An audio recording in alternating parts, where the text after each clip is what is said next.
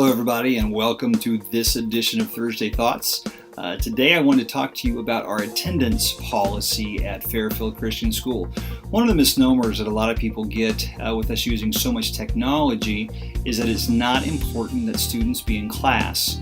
And so we have a pretty strict attendance policy because, of course, that is not true.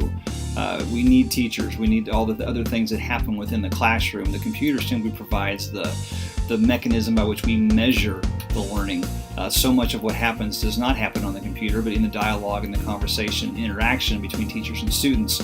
So we're pretty strict on attendance policies around here, and I wanted to communicate those clearly to you in case there's any questions. All excused attendance requires a written note or an email, something in tangible form. A phone call is simply not enough. We've had too many instances in the past where honestly students have called us, or older brothers or sisters, we're not sure who's on the other end of the phone.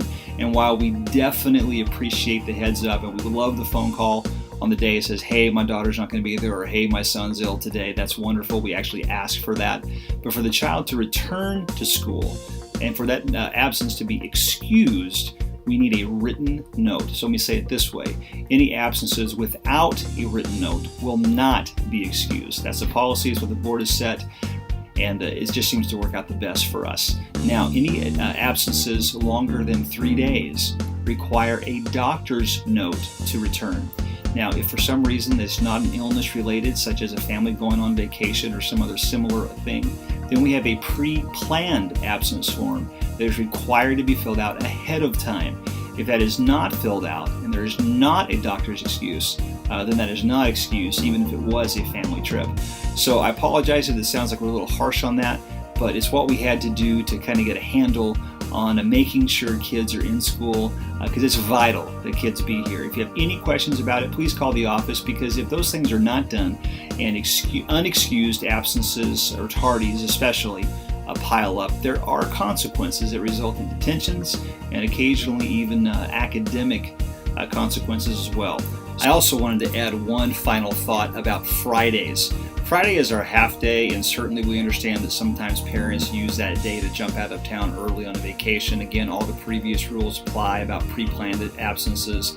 But Friday is our chapel day. And so I want to implore you parents to emphasize to your students the importance of Friday and not just allow them to sleep in. We've got a handful of students who've decided that Friday is not exactly important. After all, it's just chapel or it's just projects. No, it's another school day. And we're currently exploring some ways to enforce even stricter students who miss on Fridays. So please make Friday an absolute important thing in your house as part of the regular school week. Okay? All right, so thank you for listening. If you have any questions, I'm here as well. Would love to talk to you by phone or by email. Thank you so much for entrusting us with your kids. We're attempting to do the absolute best job that we can. God bless you.